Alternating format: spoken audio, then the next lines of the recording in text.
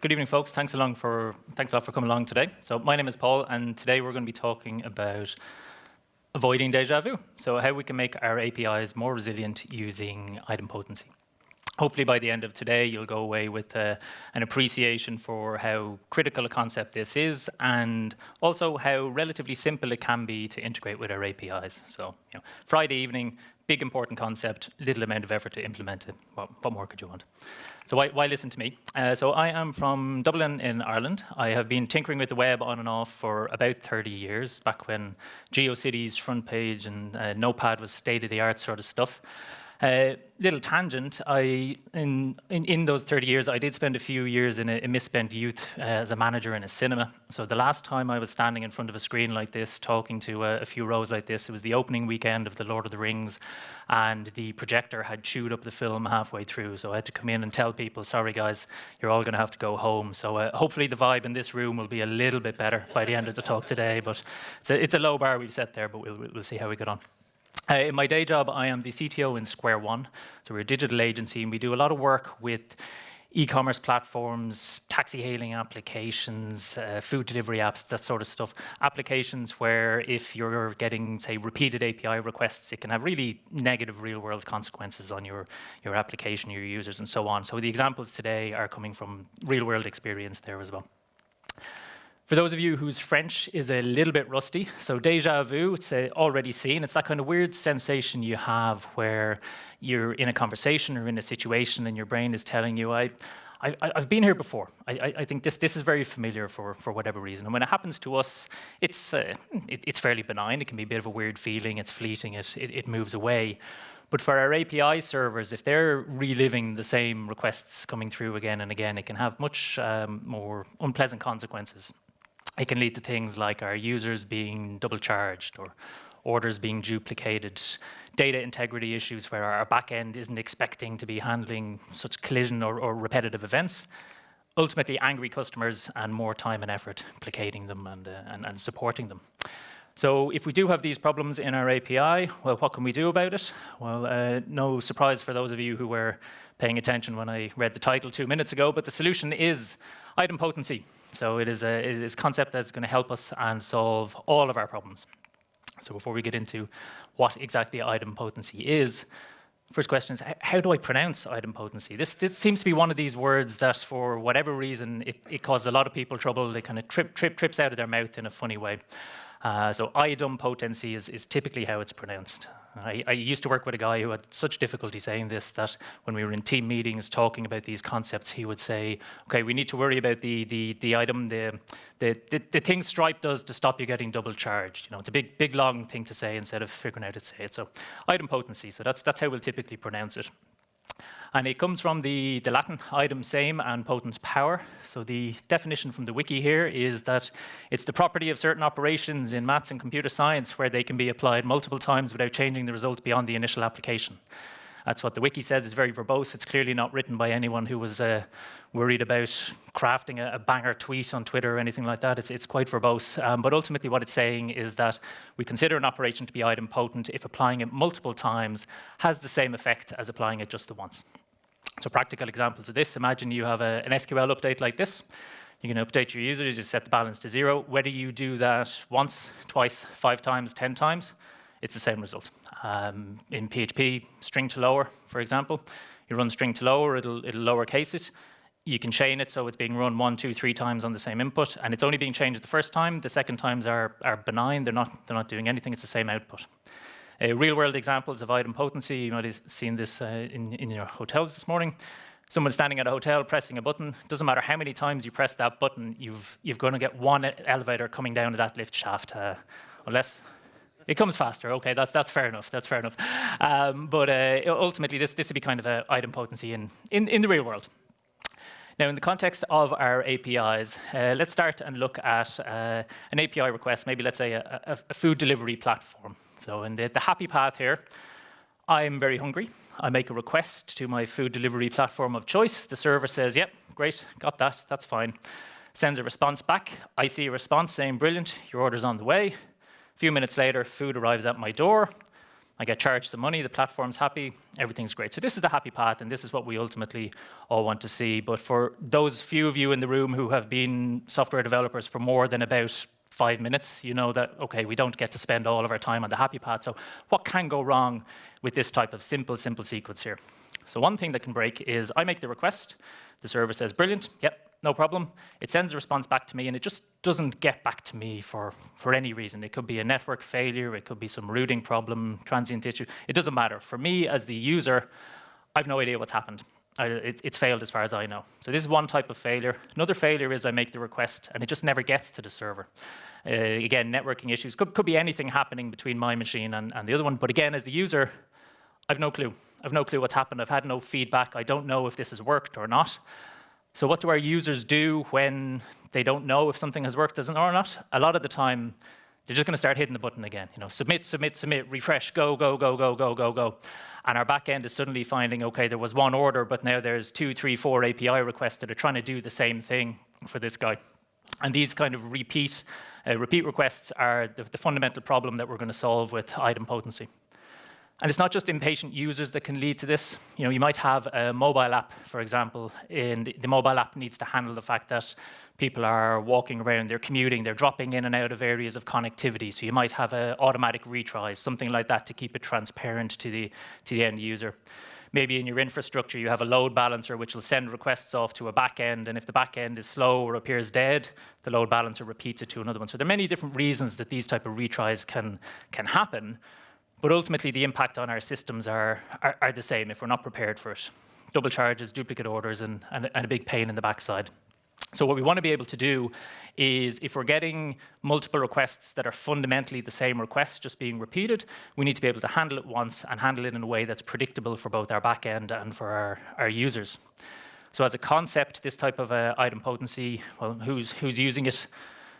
Pretty much anybody who builds a large-scale system that allows you to spend some money or provision resources that are going to cost something. They'll have some concept of idempotency involved, so that if you do repeat requests going through, it's only going to get handled once. So this will beg the question then, how do we make sure that the same request is going to get processed only once when we're looking at our application? The first thing we can do is say, okay, let's shrink the problem space down a little bit. So we have HTTP verbs. There's a lot of them are considered to be naturally idempotent. So get, head, options. If you think about, let's say you make a get request to get a user's profile information. Again, it doesn't matter. I do that once, I do it twice, I do it 10 times. I should be getting the same thing back. So it doesn't really matter. It's already idempotent. We don't really need to worry about it. Delete is an interesting one here because technically it is naturally idempotent. If you think about it, if I have a saved credit card on file and I send a request to the API, say, please delete credit card number 1, if it gets deleted, it doesn't really matter. If I repeat the request, it can't delete it again, so it is gone. But sometimes what you'll find is that the likes of Amazon or Stripe, they might treat delete as something that needs idempotency support. Because if I make the request to delete the credit card, the response gets lost, the request gets repeated, the server might say, well, okay, you're trying to request something that doesn't exist. It's a 404 or something like that. So the first thing a user hears about it is you tried to delete something that does exist, and we're telling you it's never existed. So sometimes you'll see delete getting treated as something that needs idempotency support when technically it's naturally idempotent. So really the verbs we need to care about are post and patch as well. Post is the main one. You know, we're creating a new user, we're creating an order, we're building something on the back end. Patch, you look at this because you can make patch requests like this where you're trying to increment an existing value rather than necessarily set a value. So again, if we think about this being repeated 2, 3, 4 times, this may not give us the result we want. So these are really the things we need to care about. So if we go back to our previous example of a happy path flow, and let's stretch it out a little bit and see here, okay, something that went wrong, let's stretch it out and see all the actors involved. So I made this request, it went to the application server went to the bank or the payment gateway, and they said, yep, brilliant, let's charge the card. Comes back to the application server, says, great, money has been charged, let's dispatch the order, do what we need. I don't get the response, so I'm clicking my buttons or it's retrying. Request goes through again. Payment gateway is asked, okay, charge this guy. They'll happily say, yeah, okay, fine, more money, charge him. Application server has done it again. Now I get a response. I'm told, brilliant, Paul, your lunch is on the way. Happy days.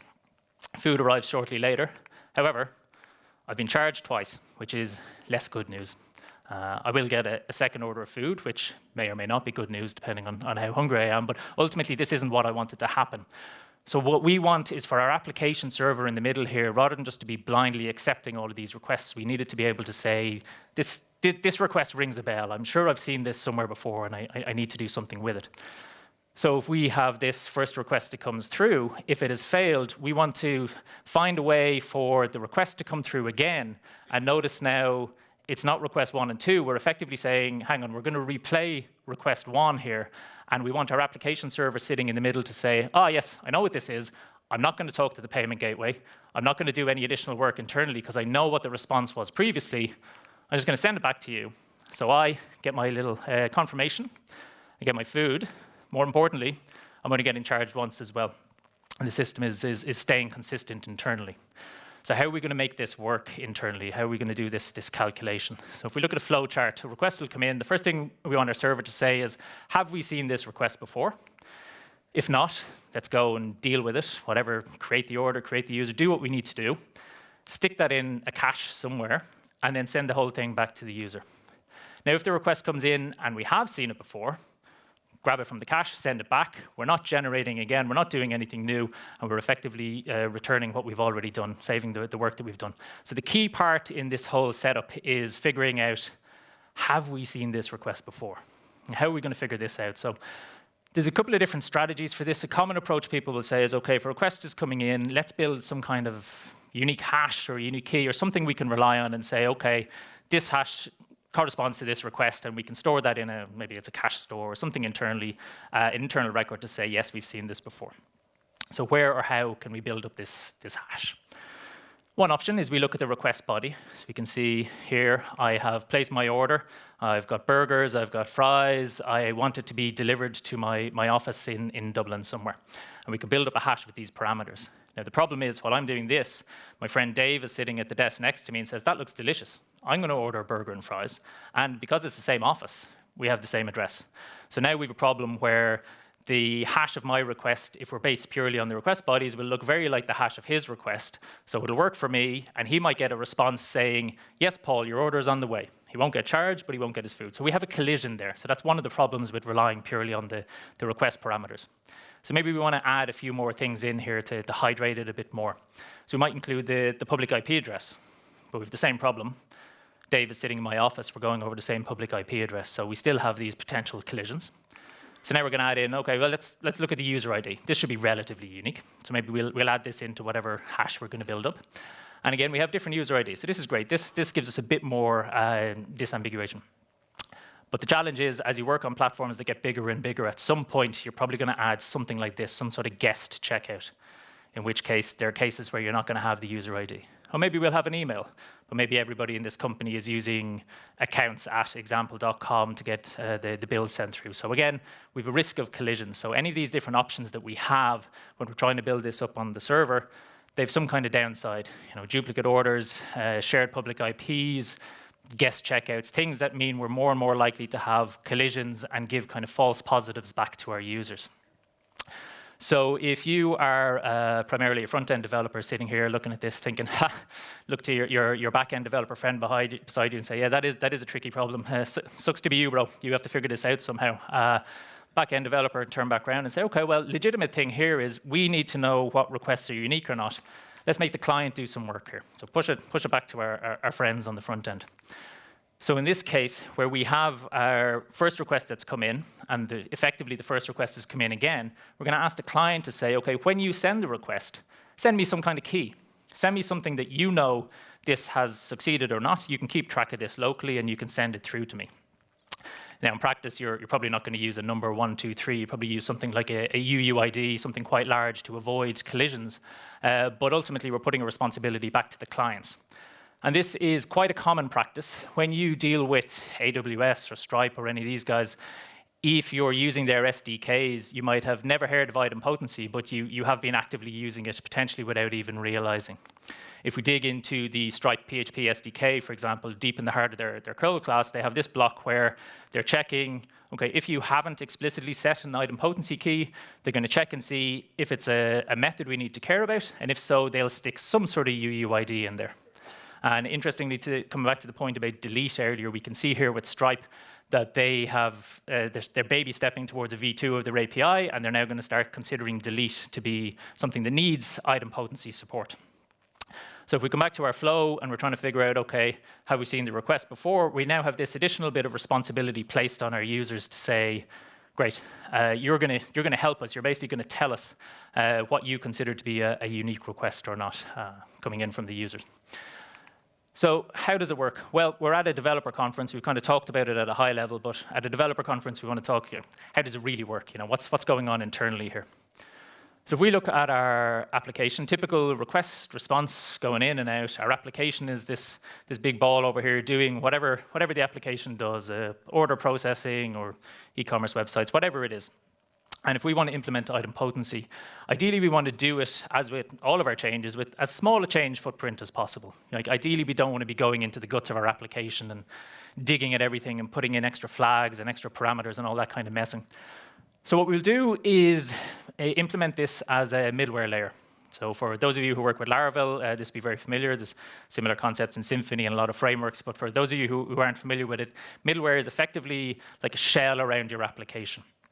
And you can put in functionality here which the internal application does not need to know or care about. The middleware can intercept requests on the way in, responses on the way out, and can do some sort of modifications to them, but it means that we can have a very small change footprint for our implementation here. So if we go to handle the implementation, again, this is a Laravel-based implementation, but should be relatively straightforward. So for those of you who haven't seen it before, you'll typically, within the middleware, you'll have a function whose job is just to handle the request that comes in. You'll be given whatever the request is, and you're given a closure. So the closure here is whatever the next thing is in the execution pipeline. It might be another piece of middleware that the framework has lined up. It might be the application doing the job, creating the order, serving the page, whatever it is. We don't care. As the middleware, all we know is that this thing exists, and we need to pass off control to it at some point, and on the way back out, we need to get a response from it if needs be. So we're going to start off here by checking, first of all, is the request method, is it one of the verbs that's already naturally idempotent? If it is, great. To our point earlier, we're going to make the problem space smaller for ourselves, so we don't care about all of the verbs. If it's already a get or something like that, hand off to the closure, job is done, happy days, no more for us to do. If not, we'll get the idempotency key from our client, and then we're going to use this to build up our cache key. Now, rather than just taking the key itself, we might hydrate it with additional information, maybe about a session, maybe some additional pieces we'll talk about in a bit more detail now in a few minutes. But ultimately, we're generating a cache key, and that's what we're going to use to recognize internally, is this a request that we've seen before? If the cache has this request, then we are going to pull the request from cache, send it back, and that's the end of us. If it doesn't, we're going to go and handle the response, put it in cache, and set it up for any subsequent request that might come through.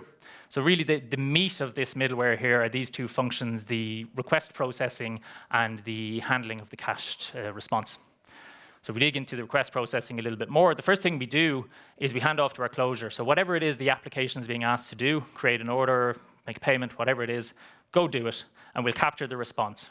Rather than sending that straight back to the user, we're going to break it down and put it into the cache with our cache key. And importantly here, we're not just taking the body. We're taking the original status code, the original headers, as much as possible of the original response that would have been sent out. We're going to stick that in our cache, and we're going to keep it. And we're going to keep it in cache for a certain period of time. So we'll put a pin in this, and we'll come back to exactly what that period of time is now in a moment. But ultimately, that's what we're going to do. We then send the response back, and we're now happy that our cache has been populated. In the flow where we're handling a cache response, again, very simple as you'd expect. We get the response out of the cache. Now, we do a check here on the path. Now, this is something that we're doing to maybe help protect our end users, our SDK developers from a foot gun or some kind of problem that they may implement.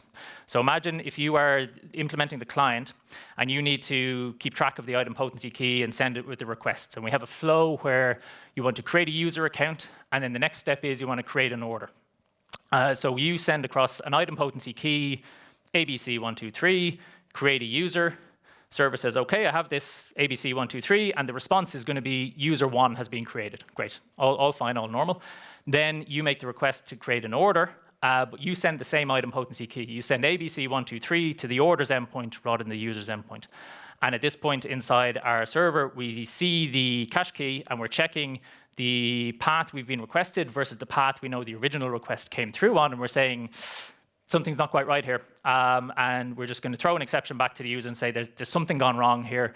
It's likely to be that they're reusing keys or doing something that they shouldn't be. But this is just a way to avoid our SDK implementation from ending up in a pretty embarrassing place. So with that, we then take the response. We build up a response with the body, the original status code, the original headers. And what we're also doing here is we're adding an additional header. In this case, it's idempotency replayed, and we're sending back whatever the original key was. Now, why would we do that? We do this to be kind to ourselves as developers and make debugging very easy. So when you are developing an idempotency solution, you're very quickly going to get to a point where you want to know, is this response coming back straight from the application server? Is it coming back from my cached idempotency flow? Adding in a header like this makes it very easy to see in Postman with a curl call, something like that. Idempotency replayed, you could call it cache hit, anything like that. It just makes your life a little bit easier to see exactly what's going on here. So that's a little quality of life thing we can add for ourselves when we're sending back the cached response distinct from the regular response. Now, earlier on, we put a pin in the question of how long should we be caching these things for? And like all of the most satisfying answers in the world, the answer is, it depends. So you have a couple of different options here. You might use a short TTL in the range of a few minutes to maybe a couple of hours. Let's say you have an application, it's probably a mobile application, someone is ordering something, or maybe a messaging application, something like that. People are walking around, they're commuting, they're in and out of areas of really bad connectivity. So typically you're going to find network failures, maybe your app is going to do retries over a couple of minutes to let the user's information go through. So because those retries will generally happen over a few minutes, you're going to cache for few minutes, maybe a couple hours to give them a bit of time. But if the requests are repeated outside that window, you're effectively happy that they are new requests. Because you have a relatively short period of time you're going to be caching for, when you're generating the keys, UUIDs are probably going to be enough here. You're unlikely to have much of a collision space. Now, you might have a slightly longer TTL in the region of hours to days if you're dealing with an application that has some kind of batch processing element to it. So let's say you have a system where there are a whole bunch of invoices get generated maybe 4 times a day, every 6 hours. And 100 of them run at 6 in the morning, and the system crashes halfway through for reasons. And then at noon, all of the unfinished ones will go again, which is the full batch, and you don't want to be reprocessing them. So because that window is a little bit longer, you will have a slightly longer cache TTL. Stripe, for example, have about 24 hours as their idempotency key range. So that's kind of the middle range here. In terms of cache collision and how you build your key, UUIDs are, unless you have an insanely busy system, are probably still going to be fine in this case. You might start to add in some sort of user ID or session identifier to how you'll build the key to be sure about unique entries there, but generally UUIDs will be okay. The next level up is when you're looking at a much longer TTL in the days to weeks sort of range. So imagine you have a subscription system where over the course of the month, people are adding seats, removing seats, changing billing data, doing all of that sort of stuff. And it is a wonderful big monolithic legacy system that runs. And when something breaks at the end of the month, there's a support ticket, and someone in support has to find an engineer who's going to shell into the database and fix this magic value that no one ever wants to touch. There's some sort of complicated process that has a human in the middle of it. But because there's a human in the middle of it, a support request that comes in on Thursday evening of a bank holiday weekend might take 4 or 5 days for someone to look at. So you go with a much longer TTL here to make sure that anyone who tries to reprocess in that time is effectively still considered as the original request. And the final point on the continuum then is infinite TTL. So at this point, you wouldn't even be looking at a cache system. You're looking at persistent storage, redundancy, that sort of stuff. This is generally when you're in a very regulatory-heavy environment where it's absolutely mission critical that you're not repeating submissions. Maybe it's a legal system, you're dealing with government tax returns, something like that. In that case, because these keys are going to live forever, UUID, you probably want to be making your key with a little bit more information about the requester or the flow they've gone through in your app, something like that. And it'll get you there a bit longer. So So broadly speaking, most apps will fit into one of these categories, but it's really about if something fails, how long will effectively the same operation still be retried by your end clients based on their workflows. So we're talking about caching and how long we will cache the responses and return it. And a question that often comes up at this point is, okay, well, we're caching the things that worked well, but what about our errors? What if something's gone wrong? Should we cache them as well, or should we effectively treat an error as, well, all bets are off, you can retry it? So again, deferring to Stripe and how Stripe handle this.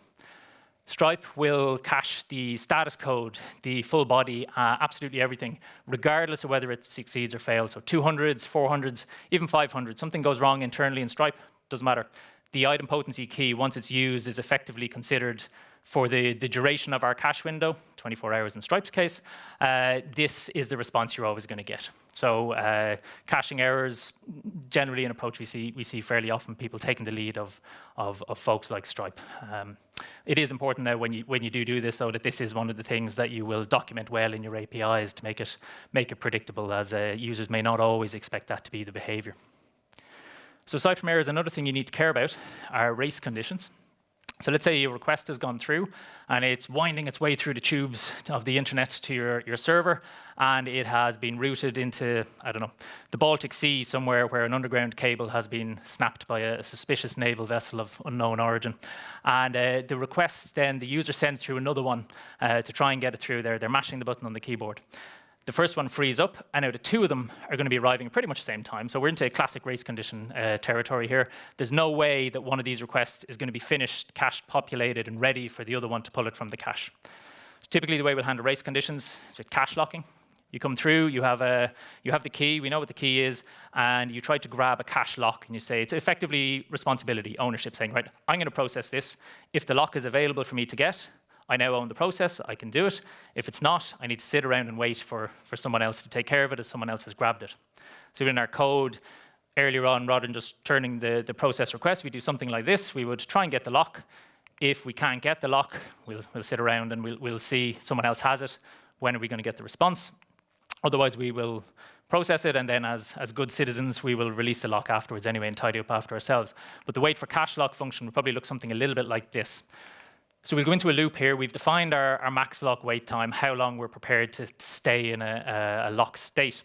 And all we'll do on each loop is we check, well, we have a cache key. Has somebody finished the job and populated this for us? And if they have, great. We go back to our original handle cache response function, send it out. We're done. It's all done. Everything's great. And that's job done. If not, we sleep for a moment and we try again. And when we hit the max lock time, then we'll come out of this loop and we will throw an exception and say, right, something has gone wrong here. We've defined an acceptable time for a process to wait. Someone else has the lock. Maybe they've frozen. Maybe it's died. There's something bad going on. So we'll throw up our hands, throw an exception here, and say, okay, listen, this is something that needs to be handled back in user land. So these are kind of the main pieces that you get when you want to put together an idempotency solution in your API. Now, you might be looking at me and saying, OK, this is a suspiciously small amount of code here for a concept we're saying is very important and can stop my API getting into really weird and terrible states. Small amount of code, but Paul, can you make this any easier for me? And well, good news, imaginary voice in my head. Yes, I can. So we in Square One, if you're using Laravel, this is all wrapped up inside a Laravel idempotency package that you can use. You install this in your application, and it's very trivial to add it in. Stick the middleware into your API or on selected routes that you want to go through. Even if you're not using Laravel, there's a relatively small amount of code in the package, so the link there might be worth having a look at if you're looking to explore this in your own application, as the code is effectively there for you. Now, it being a Laravel package means there are configuration options up the wazoo, so you can define exactly what you want the key to look like. You can define what verbs you do or don't care about. How long is acceptable in your application to sit around in a cache lock in a wait scenario? We mentioned about building up the cache key. Maybe at some point you're going to use a user ID or session ID or information like that. You can define a custom resolver. And we also then have a way for you to define your duplicate behavior. So think about the scenario where, OK, the order's been processed, but I've sent through the duplicate request. What should I get back as the response? The default, and what you'll see with a lot of people who implement this, is you get back whatever the response would have been for the original one. So if I'm creating an order, I'm creating a user, whatever it is, I'm getting back that original payload. maybe with the extra header that we talked about earlier to make it easy to identify, but that's the standard behavior. But not everybody does it this way.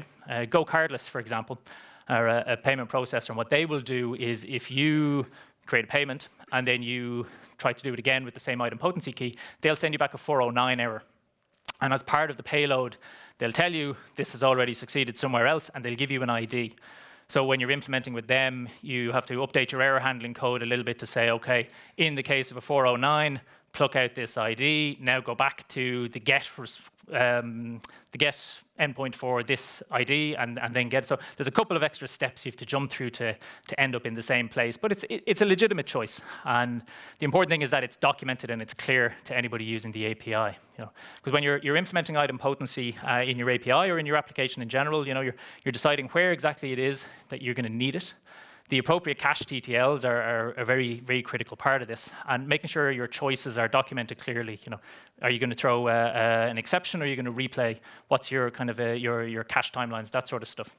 And you ultimately want your users to be able to trust that an operation is idempotent. So users in terms of the person with the mobile app in their hand, or your colleagues who are working in the SDK team, or even the developers working in your team. You need to be 100% confident that, OK, we're brilliant. We've implemented idempotency, guys. We're very happy with it, and it's all working great. You need to be very confident that that is actually true, because sometimes you'll think it's true, and it's not quite.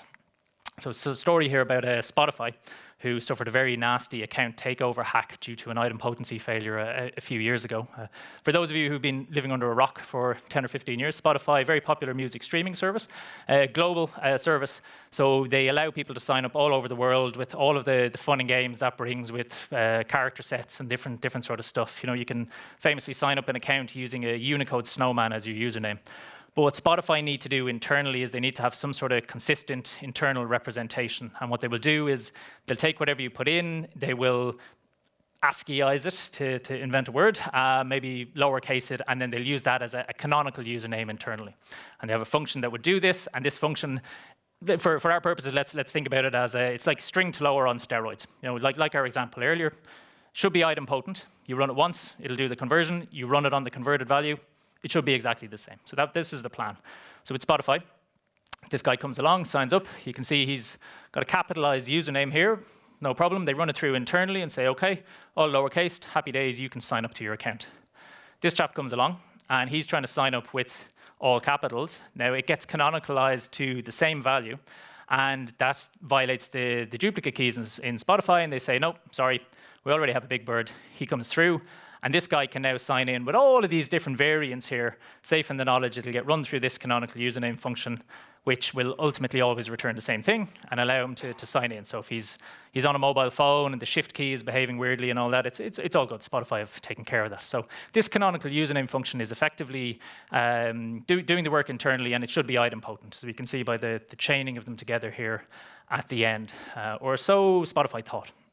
Anyway, and one of the challenges when you have idempotent functions like this in your code is that they tend to get sprinkled through quite a few places in your code, because in theory they're benign if they're run a second, third, fourth time. You might have a lot of, oh, well, let's put it here just in case in this function, because the username is going to come in. We trust this other function will have already run the canonicalization on it, but maybe we're coming from a different path in future, so let's just run it again. If it's the second time it's run, no harm, no foul. It's an idempotent function. What harm could it do? So somebody figured out what harm it could do. So this guy comes along, and he goes to sign up an account with this funny-looking characters. Now, it's a bit hard to see here, but what that is a funky-looking Unicode series there of those sort of small superscripted characters. So it looks like the same sort of word, but it's all these kind of Unicode characters internally. And what happened was when this payload got run through Spotify's canonical function, it gets canonicalized to this, so it's not quite our string to lower on steroids. It hasn't quite worked the way it's supposed to. It has done the ASCIIization of it all, but it hasn't taken it all the way through the process in the way that Spotify would have expected it to. And because this username is unique, that's fine. They can go and they can create an account. And this is where the fun begins, because this guy, he can sign up. So he sends in this uppercase funky Unicode thing. Account gets created. Account gets created with the canonical name, the big bird one. Now, what he will do is he will go to Spotify and he will do a password reset. He'll go to the form and he'll put in his username. Now, he'll put in his original username, and internally what Spotify will do, they'll run their canonical function, they get back this big bird thing, and what they would do is they would create a password reset URL. And in this URL, let's say the stylized version of it here is that somewhere in this URL, they would then put this big bird, this canonicalized username in here somewhere as a token in the URL. So our grouch goes and clicks this link, and then Spotify get the link, and they say, OK, you can reset the password for this account in the URL. When they pull the account out, they run the canonical username on it again, because of course they do. What's the harm? It's sprinkled all the way through the code. However, what we can see here is now the username that's come back out is not the capitalized big bird, it's the lowercase one of our yellow friend. And now Spotify will take that username and change the password. So now our grouch can go log in, and he's fully taken over the account at this point. All because there was a function here that Spotify believed were idempotent and behaved appropriately, if you believe it, where it's just sprinkled everywhere to be sure, to be safe. And it ultimately ends up with an account takeover here, where he's managed to get the different account. So what was happening internally, Spotify themselves, they're actually using Python, and internally this function was relying on the node prep library, and the Unicode string we looked at earlier, it's not valid Unicode 3.2, and there was a bug in one of the point releases of Python that meant a function they thought was idempotent was not idempotent anymore, and this ended up in a fairly nasty account takeover thing for Spotify at the time. So again, ultimately, the operation was not as idempotent as they thought it was, which was no fun for them when they discovered it. So that's really a lot of the high points of idempotency I wanted to talk about today. I think the main things I'd be keen for you to take away today is that if you are going to implement this, relying on server-side hashes alone is it's tricky, and it's prone to false positives and collisions. So it's perfectly acceptable to make your client do the work. You need to make the cache TTL appropriate to your specific use case. And save yourself some work. Don't go worrying about HTTP verbs that are already naturally idempotent, but do give some consideration to delete. As a general rule in this space, following what Stripe do is generally a pretty safe recommendation here. Worrying about delete, how they're handling errors, that sort of stuff. Whatever replay behavior you have, it's important that you're very, very clear in your documentation and showing this to people. And things like the extra header can really help you when you're debugging, just to make life a little bit easier. And ultimately get to a point where your APIs, when they're getting the requests, they're not processing the requests again and again and again if someone is just repeating them and sending them all the way through. So I'll put the slides up a little bit later, but for those of you who want to read a little bit more, AWS and Stripe have both written quite a lot about this as a concept. Spotify themselves also wrote in great detail about the account hacking that they suffered, or the account takeovers.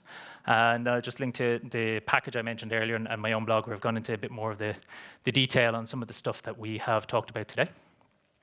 This is the joined in link for the talk. So if you have enjoyed the talk today or learned something new or interesting, it would be great if you could take a moment to leave some feedback there. If you have not enjoyed the talk, or you've had a terrible time, or you're sitting there thinking, actually, I would have preferred if I was watching a Lord of the Rings show that got aborted halfway through, then ignore the QR code and just look at this gif of a cat getting scared by a cucumber for a minute instead. And that's pretty much it from me. So this link take you through to my own site where all my socials and stuff are linked. So please feel free to connect. And that is it. So I will thank you for your time and your patience and your attention this evening. And I hope you enjoy the rest of the conference. I'm not sure if we have time for questions, or I think that's it. Yeah, thank you. We have some time for questions, so raise your hand and I will throw you the companion cube.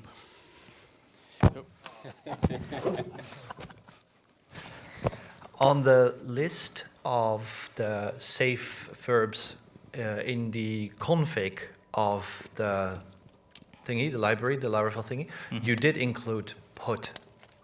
Yes. Why? Just an example here that you can put in more if you want. What we find is sometimes people get a little bit gun shy, or they say, okay, listen, any request that can change something on the back end, I'm just going to be extra sure to put patches in there. Make sure that anything that can change something on the server, we're going to wrap idempotency behavior around it. But you're right, yeah. It's according to the RFC, should be naturally idempotent, but some people find it a little bit easier than having to re-explain to the few people on their team who aren't quite 100% clear on the difference between put and patch. That just put them all on the list, and we'll go from there. Thank you. Cool. Any more questions? Yeah, all right, over there.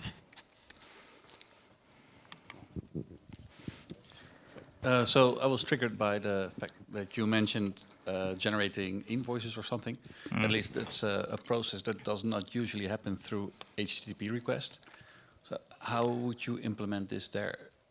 Well, it can happen through HTTP requests. I mean, let's say in an example here, you have the system where you're building up a record of usage and you want to send a request to somebody who is going to process the payment or build it up, or maybe you're dealing with a microservice internally, something like that. That you might call it that way. Is how you would probably is when you would start to apply stuff like the header controls, that sort of stuff to it. Does that make sense? It does, but what I actually wanted to know, how can I apply this to my jobs? To your jobs, to your your queue jobs internally, is it? And to your queue jobs internally, you could probably try to do something emulating the key creation, for example. So if you're going to dispatch a job that's going to generate invoice X or invoice Y or something like that, that is, as one of the attributes of that, you could send through, okay, I'm going to give this unique item, whether it's an ID or whatever it is, you can pass through, so that internally then you're doing the same kind of validation that we talked about in the middleware layer, where you're saying there's some signifier here that is telling me I've seen this before, whether it's from HTTP request or whether it's piped through my application, whatever it is, there's something I can trust here that the caller is telling me this has been passed to you before, and then treat it similarly whether it's coming out of your cache or wherever you're storing the response from it. You could try doing something like that, whether it's coming from your cache or maybe if you're saying the invoice has been generated, maybe you're going to pull it from the database, somewhere like that. But you can modify the concept, but the key bit of the concept is your invoice generation code having some mechanism by which it can say, ah yes, I remember this, I've seen this before. Yeah, cool, thanks. Any more? No? Then thank you very much. Good stuff. Thanks lots.